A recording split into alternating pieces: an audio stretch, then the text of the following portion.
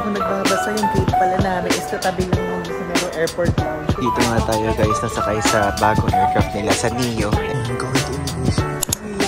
Meron pa akong octopus card. Tignan natin kung valid pa siya.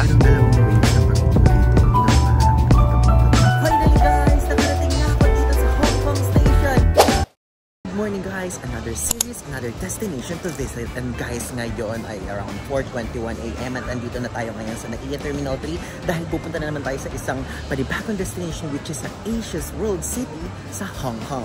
Ayan guys, andito na tayo ngayon sa check-in area and tignan nyo naman, around 4 AM, konti lang yung mga tao and malapit na ang aking part. Ayan guys, so if ever na magta-travel kayo, required na scan nyo itong e-travel na to. Diyan i-input nyo lahat ng mga flight details nyo, kung saan kayo pupunta at kung gaano kayo katagal, something like that. So i-scan nyo lang yan or i-click nyo na lang yung link below. Ilalagay ko dyan yung mismong link and pwede nyo gawin yon 72 hours before ng flight nyo. Guys, ngayon hindi ko tinimbang nga pala itong maleta ko which is 20 kilos yung allotted ko and medyo tansyado ka na din kasi siya. So feeling ko ito medyo magaan siya compared sa mga previous na dinadala ko. Kasi guys, syempre sa Hong Kong tayo pupunta at nag-expect ako na kahit paano mag-shopping tayo din ng konti. Ayan guys, tignan niya, sabi ko sa inyo hindi siya 20 kilos, so 16.5. So meron pa tayong around 4 kilos para mag-shopping doon. So ayun guys. Hey, so nakuha ko na itong boarding pass ko at pupunta na tayo ngayon sa immigration area. And guys, tignan niyo naman, feeling ko super dami ng tao ngayon kasi labas pa lang, ang daming agad nakapila. Tapos na ako guys ngayon sa immigration and titignan ko kung bukas yung airport lounge para doon na muna ako magstay and it's already 5 AM naman so titignan ko kung bukas na siya. Yung immigration situation dito ngayon ay medyo mahaba pero hindi naman ganun kahaba so para tolerable naman yung waiting time. And guys, alam nyo, first time ko naka-encounter na may nagwawala sa immigration area. Like, ano siya nasa Philippine passport lane siya, pero parang Chinese siya. So, nagwawala talaga. Like, parang susutokin na yung immigration officer. So, yun. Gusto ko lang i-share sa inyo na lahat ng tao nakatingin doon sa foreigner na yun. And, ganun guys. Oh my God, guys! Sakto! Saktong kabubukas lang! Itong airport lounge na to, nagsasara to na around 2 AM. And, ang opening pala niya, 5. Ayun, let's go! Ayun guys, so nakakuha na ako ng mga pagkain ko ngayon at ngayon habang kumakain ako isikwento ko sa inyo yung mga nangyari at kung ano yung mga travel requirements and immigration questions na na-encounter ko. So una magsimula na muna tayo sa travel requirements papunta dito sa Hong Kong. Papunta doon sa Hong Kong dito sa Pilipinas ay una guys, kailangan yung e-travel. So e-travel ilalagay ko yung link sa ibaba tulad ng sinabi ko sa inyo kanina. Pwede nyo fill out yan 72 hours before ng flight nyo. And guys, pangalawa is syempre kailangan yung passport nyo valid ng at least 6 months and then okay round trip ticket. And guys, after nun is wala naman ng pinaka-basic na kailangan. Pero as a supporting document kapag kasi immigration is kailangan nyo kayong hotel reservation na booked. Tapos yung mga book activities niya sa Klook, ayun, pwede yun. Klook and other third-party agency, pwede naman yan guys. And yun lang naman, and syempre nung nasa immigration is, di ba sinabi ko sa inyo, medyo intense yung nangyari, medyo mahaba kasi pila, kaya yun, na-encounter ko yun. And ako naman, yung question naman na mga na-encounter ko is medyo madami talagang question sa akin ngayon ulit. Dati wala nang question pero siguro feeling ko nagtataka na yung immigration kasi lagi nga akong umaalis ng Pilipinas, like every month talaga. So sinanong sa akin anong work mo? Ba't lagi ka umaalis? Sinabi sa akin ganun. Pero sinasabi ko naman na previously na vlogger ako, content creator ako, ganyan sa mga immigration officer. Siguro bine-verify na lang nila ulit kasi for sure ini-input nila doon. So nakita kasi nila yung isang visa ko kasi meron akong visa guys. So i-reveal ko siya soon sa inyo pero na-film ko na yung kung paano siya gawin yung visa application and processing na yun. So ngayon mag-focus na muna tayo sa tanong. So tinanong sa akin kung ano yung work ko kasi bakit lagi ako umaalis. Tapos sinabi ko vlogger siya, chup ganyan. Tapos tinanong sa akin ano daw ba yung YouTube channel ko, ganyan. Kasi sinabi ko mainly focus po ako sa TikTok which is nagpo-post po ako din ng tech and travel content. So tinanong na ganun. So ilang followers meron ka na sa TikTok? Sinabi yung ganun. So, umiti siya. Siguro, bine-verify niya na mabuti. Tapos, after that, sinabi niya, medyo namumukaan daw niya kasi ako. So, plus points yun. So, ibig sabihin na hindi na tayo interrogate gano'n. And after nun, sinabi ko gano'n. Second ko po na ginagawa is nag-vlog po ako sa YouTube. So, sabi ko ganyan. Yun po yung reason kung bakit ako lagi nag-travel. Kasi nasabi, lagi kang solo travel. Kasi nakikita siguro, nakalagay siguro dun solo ko. Ewan ko kung something like that. So, sinabi ko, oh po, solo travel po ako. Then, next nun, sinabi ko ganyan. Tinanong ko, ako naman nagtanong. Siyempre, babalik na rin natin. Dapat ako magtatanong. Tinanong ko ganyan. Nakikita mo ba dyan yung mga record ko? Sinabi kong ganun. Oo daw, nakikita daw yung mga record ko. Wow! Grabe naman, di po ako kasi umaalis eh. Sabi kong ganun. Tapos yun, nagtawanan na lang kami. Kasi mabait siya eh. Babae.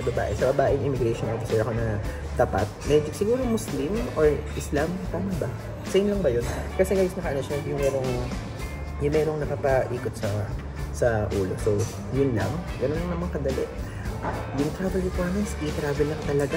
And yung mga kailangan mga basic requirements and yung mga supporting documents na kailangan ihanda ay ilalagay ko dito sa mga sign na yan. And yung immigration questions, depende kasi sa inyo yan. So, yun na lang. Paghandaan nyo na lang kung kailan kayo babalik, mga ganyan, gaano kayo katagal, ano yung gagawin nyo, itinerary nyo. Yun yung mga kadalasan naman kapag ka sa mga first-time travelers or sa mga magta-travel ulit. Ganun. Okay, ayan. So, ang flight natin is 5J110. So, gate 116 tayo.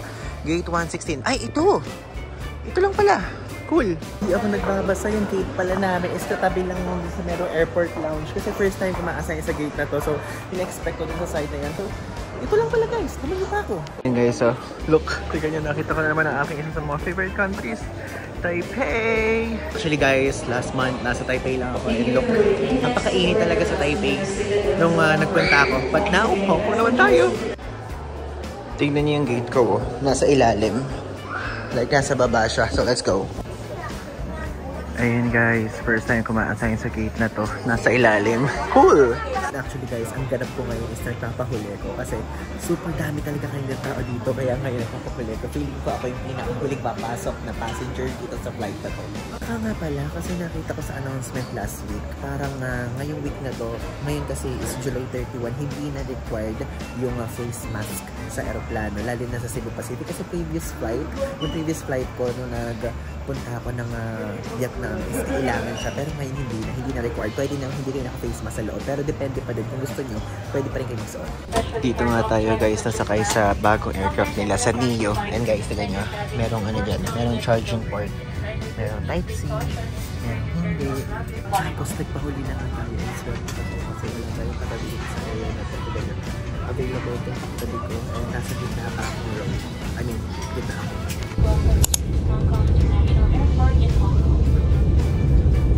Local now is at 9:65 in the morning.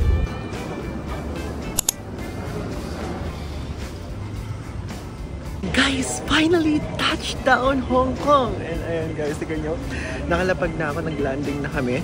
And hindi na-delay yung flight ha, nakakatuwa. And guys, ayun na, tignan nyo, andito na ako sa area ng Wakalitar. Look! Oo nga pala, isa nga pala sa travel requirement is kailangan fill outan nyo yung parang immigration form or siguro arrival form yun dito sa Hong Kong. So ito, ilalagay ko dito yung itsura niya. And hindi ko siya nabanggit kanina sa travel requirement kasi nung nasa isip ko, ba't ka-included yan ha? I'm going to immigration tayo. Alam nyo guys, grabe yung saya ko ngayon. Like, unting-unti na nating naiikot lahat ng mga tourist destinations na ino-offer ng Cebu Pacific. And yes, Cebu Pacific kasi lahat yun karamihan na puntahan na natin except yung China destinations nila and Japan, saka yung Brunei nila hindi pa natin napupuntahan and Kota Kinabalu. So yun na lang hindi natin napupuntahan and ang target ko, puntahan lahat yon bago tayo mag-explore sa Europe! Diyos ko, napakahaba naman itong area na to. Tignan nyo naman, sobrang haba na nilalakad ko. Ayun guys, tignan nyo dito kasi nagsusulat.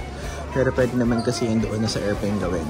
Nakatapos na ako ngayon doon sa immigration area. And guys, alam niyo medyo problemado ako ngayon dahil kasi yung SIM card na binili ko ay hindi kasi ako sa Klook muna bumili. Kasi bumili ko ng SIM sa Shopee. Mayroon akong biniling SIM sa Shopee, itong link na to.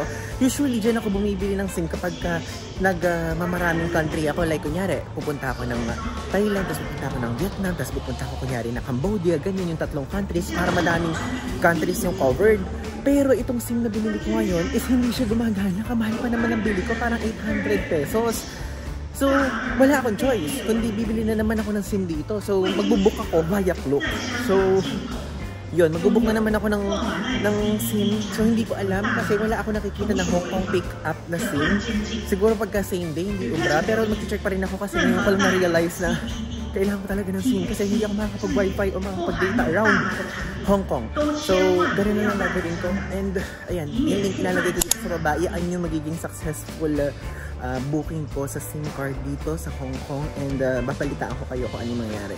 For now, kunin na lang muna natin ang ating mga baggage kasi sinasabi kasi yung baggage counter, I mean yung mismong mga ganyan kapag ka, kunyari, nasa airplane, kapag lalabas ka na sabihin ganun, doon sa belt 8, doon sa parang 8, something like that. So, ayun, pupunta ako ngayon doon sa 8 kasi yun yung sinabi ng flight attendant bago kami lumabas ng airplane. Ayan guys, nakuha ko na yung baggage ko. Ayan, so ito yung exit area. And palabas na tayo. So, dito siguro yung i-redeem yung ticket ng Airport Express. So, i-try natin kasi nag-avail ako yun via Klook. Ayan guys, paglabas nyo doon sa mismong exit, is ito ibubungad sa inyo. If ever na mag-Airport Express kayo tulad ko, is dyan kayo bibili kung hindi pa kayo nakabili sa Klook. But kapag ka nakabili na kayo, i-click nyo lang yung link below, yung QR code doon, yun na mismo yung ticket nyo. So guys, ayan, nakabili ko ng SIM card sa Klook. So ito, 408 pesos yung binayaran ko dito. So yung link ilalagay ko na lang dyan sa baba. And guys, if ever na magbubook kayo, use my code PaulaIvan5 off para maka-discount kayo sa lahat ng ibubook nyo via Klook. And ilalagay ko siya ngayon. Buti na lang meron silang pas free na ganito. Grabe ang hassle kapag hindi talaga ako bibili sa Klook. Is ganun talaga yung nangyayari. Ganun talaga yun.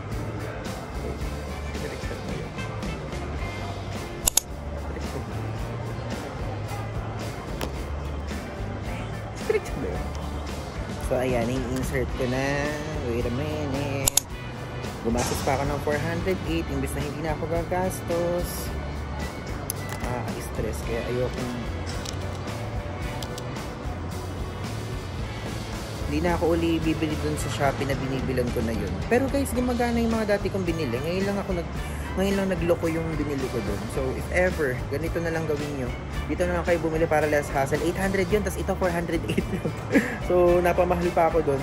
Kasi nga ina-expect ko, gagamitin ko din siya sa Macau. Pero hindi ko siya nagamit dun sa Macau. So wala akong choice. Kundi, ayan, gumagana na to. Meron akong SIM card. Ganun kadali. Ayan guys, kung bibili kayo ng SIM card, dito nyo siya pick up sa A13. Yan yung Klook Airport pickup. And ayan harapan siya nung A, ng arrival hall. Ngayon, ang gagawin na natin is lalabas na tayo dito sa airport at pupunta na tayo sa Airport Express. And guys, sa Airport Express, dito nyo siya makikita. And actually, yung ticket niyan is binili ko sa Klook. And kapag sa Klook kayo bumili, yung voucher doon na lalabas yung parang QR code, yun na mismo yung ticket nyo. Hindi na kayo kailangan pumila sa mga kahit saang pwedeng pilahan. Ayan, meron pa akong octopus card. Tignan natin kung valid pa siya. Ayan, try natin mag-add value machine. Let's check. Oh, meron. Valid pa. Meron pa ako $42.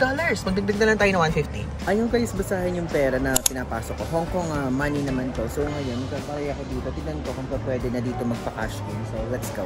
So nakapag-add value na ako dun sa counter. And actually, mas less hassle pala kapag ka sa counter kaysa dun sa mga machine ka nag-add value. And 100 Hong Kong dollar yung in-add ko. Hindi ko pa naman gagamitin yun. Kapag ka nandun ako sa mismo city center ko siya magagamit. Dahil yung ticket ko dito sa Airport Express na parang link na to is binili ko nga siya via Klook. So QR code ang ticket ko papunta dun sa city center.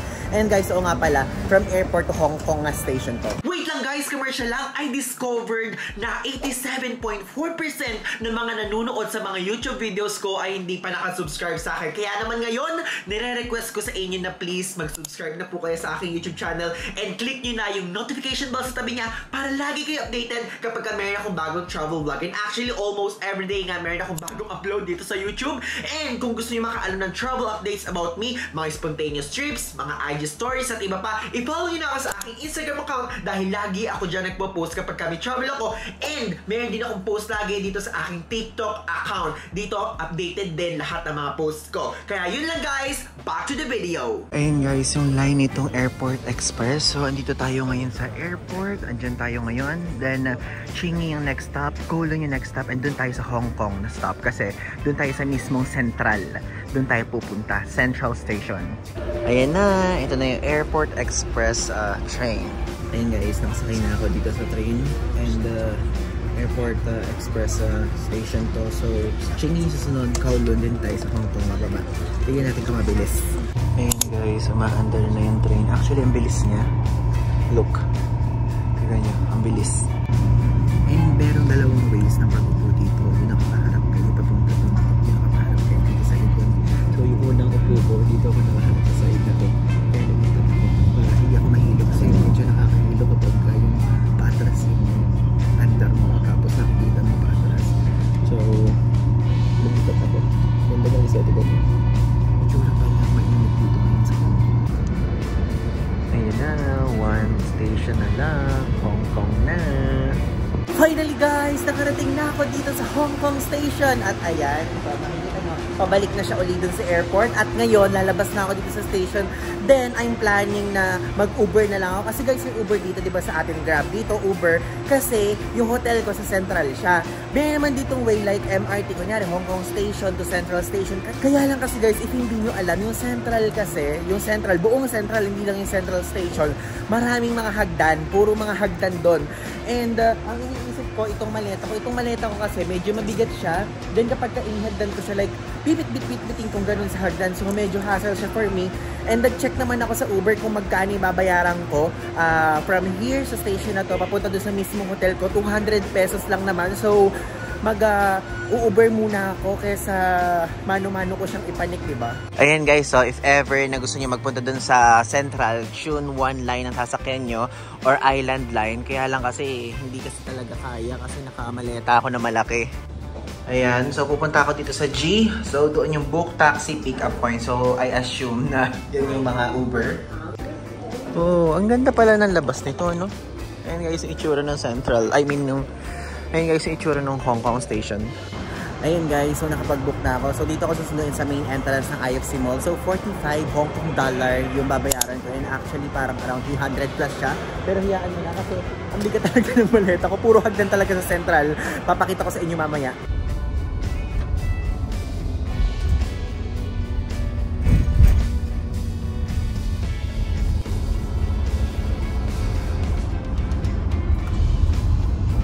Ayan guys, andito na ako sa aking hotel. Ayan, tignan nyo naman kung gaano yung aking lalakarin kapag nilakad ko to. From dun sa mismong Hong Kong, pumunta pa ako ng Central Station. Tapos lalakarin ko to. Kasi guys, parang bundok-bundok talaga to. So, ayan, at least andito na ako sa area ng aking hotel ngayon.